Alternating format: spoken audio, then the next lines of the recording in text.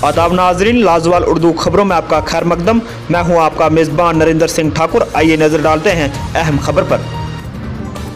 हर महीने कोई एक मुलाजिम चंद मिनटों के लिए आता है।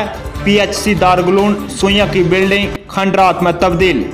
साइन बोर्ड घर की अलमारी की जिन्नत बना है। सरहद से लगे इस इलाके में फर्स्ट एड की भी सहूलियात नहीं।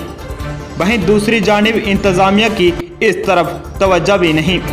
आइए देखते हैं मेंढर से एजाज कोहली की जे खसूसी रिपोर्ट। अस्सलाम वालेकुम नाजरीन, मैं हूं एजाज कोहली और आज आपको एक ऐसी खबर से रूबरू करवा रहे हैं। हम इस वक्त हैं बालाकोट ब्लॉक में और यहाँ एक डिस्पेंसरी है, उसका आज आंखों देखा हाल यहाँ के नौजवानों की ज़ुबानी सुनाएंगे कि वो कब से तैयार होने जा रही है। और ऐसे बॉर्डर जैसे इलाके में जहाँ पे आए रोज़ है जो पाकिस्तान की तरफ से गोलाबारी होती है, वहाँ अगर एक आध डिस्पेंसरी है वो भी अगर सही तरीके से रन नहीं कर रही है तो आखिर इसका जिम्मेदार कौन है। नाज़रीन हमारे साथ हैं आज जनाब, नाम बताएंगे। रहमान साहब क्या कहना चाहेंगे आप? इस वक्त हम कहाँ खड़े हैं और ये क्या है? इस टाइम हम जो है बालाकोट की पंचायत दारुल में खड़े हैं। तो ये ब्लॉक जो है ये बॉर्डर ब्लॉक है। यहाँ पर जो पाकिस्तान की शेलिंग आए रोज़ शेलिंग जो है वो होती रहती है। तो जहाँ यहाँ हम खड़े हैं ये हेल्थ सेंटर है, पब्लिक हेल्थ सेंटर है जो सुइयां में वाक़ा है। ये अगर इसकी बात की जाए तो ये 1985 में ये हेल्थ सेंटर यहाँ पे आया था। उसके बाद एक घर में इसको एक रूम में वहाँ पे रेंट पे रखा रहा इन्होंने लगभग 30 साल तक।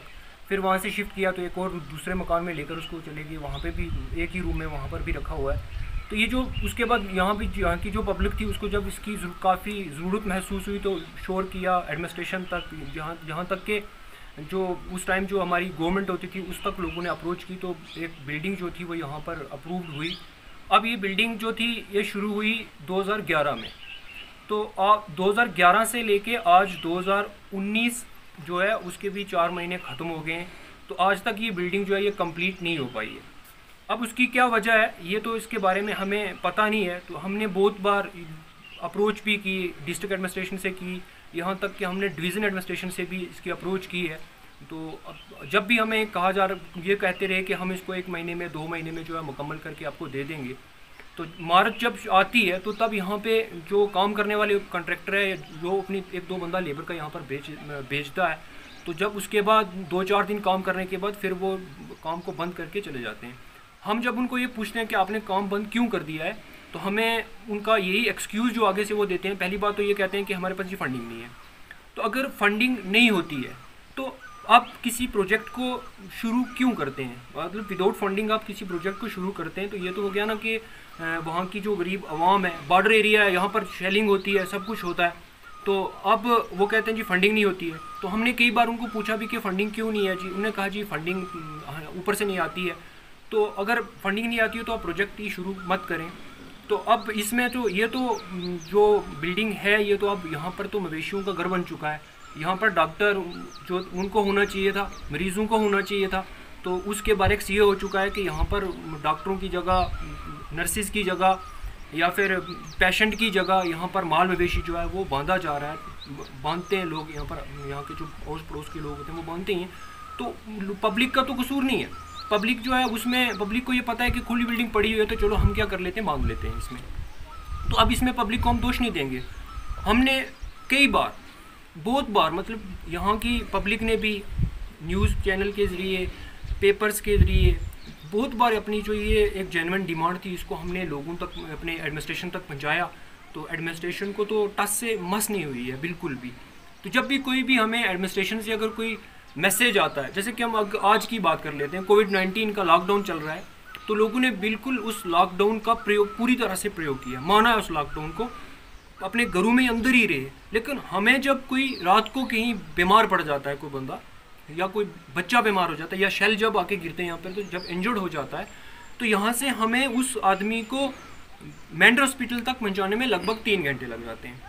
तो अब अगर 200 मीटर की या 100 मीटर की दूरी पे ये डिस्पेंसरी है तो उस 5 मिनट में अगर यहाँ बंदा पहुँचता है तो वहाँ से अगर हम 3 घंटे लगा के बाज़ार में पहुँचते हैं तो वो तो हमारे लिए बहुत ही मुश्किल रहती है।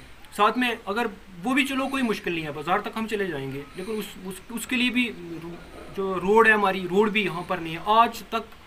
मतलब मैं तो कहूँगा कि आफ्टर इंडिपेंडेंस के बाद आज तक जो है किसी एडमिनिस्ट्रेशन ने, किसी गवर्नमेंट ने, किसी ने भी इस बॉर्डर एरिया की तरफ ध्यान नहीं दिया है। रहमान साहब, जब डिस्पेंसरी का यहाँ पे अनाउंसमेंट हुआ तब यहाँ के जो लोग हैं उनकी क्या सोच थी और क्या किस किस्म से वो अपना रद्द-ए-अमल जाहिर कर रहे हैं? जब डिस्पेंसरी की यहाँ पर अनाउंसमेंट हुई थी कि एक बिल्डिंग जो हम बनाने जा रहे हैं यहाँ पर, तो तब लोगों की जो खुशी थी उसको तो हम अपनी अल्फाजों में बयान नहीं कर सकते।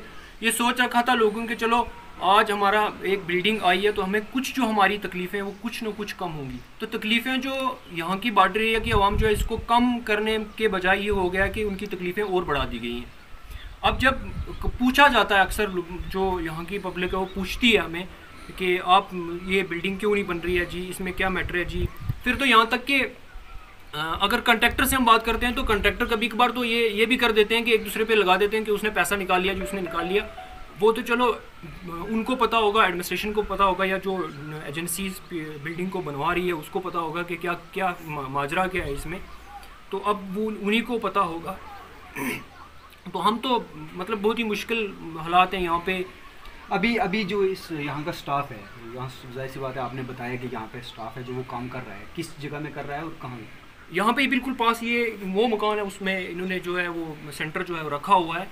तो अब मुझे तो मेडिकल फैसिलिटी है जो प्रोवाइड हो रही है। देखो, मैं जो मेडिकल फैसिलिटी है वो तो आज दिन तो मेरी भी एज जो है 30 ईयर्स हो गई है, मुझे तो मतलब सिर्फ एक पैरासिटामोल की टेबलेट जो है वही मिलती है, हमें यहाँ से मिलती भी नहीं है, वो कभी कभार मिलती है। तो सबसे एक और बात जो मैं बताना चाहूँगा यहाँ पर 2-4 साल पहले एक आदमी इंजर्ड हो गया यहाँ पे शेलिंग की वजह से। टीचर था बेचारा, वो स्कूल से वापस आ रहा था तो वो इंजर्ड हो गया। तो उसको यहाँ पे हम जब यहाँ पे पहुँचे तो ये जो था ये बिल्कुल लॉक था। और जब हमने दूसरे दिन यहाँ पे आके चेक किया, देखा यहाँ पे हमने, तो वहाँ पर तो मैं तो कहता हूँ कि फ़र्स्ट एड जो थी, जो हमें फ़र्स्ट एड किसी अगर इंजर्ड को चाहिए होती वो भी हमें नहीं मिली है। काफ़ी दुख भरी बात है कि यहाँ पे डिस्पेंसरी तो दी गई है लेकिन यहाँ पे स्टाफ भी मौजूद नहीं है। और अगर इसकी कंडीशन बताएंगे तो यहाँ पे अभी चंद ही लम्हात पहले है जो यहाँ से माल मवेशी को बाहर निकाला गया है।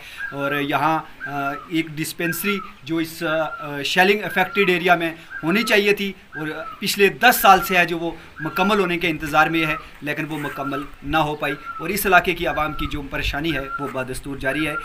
नाजरीन, आपसे मैं इजाज़त चाहूँगा। अल्लाह हाफ़िज़।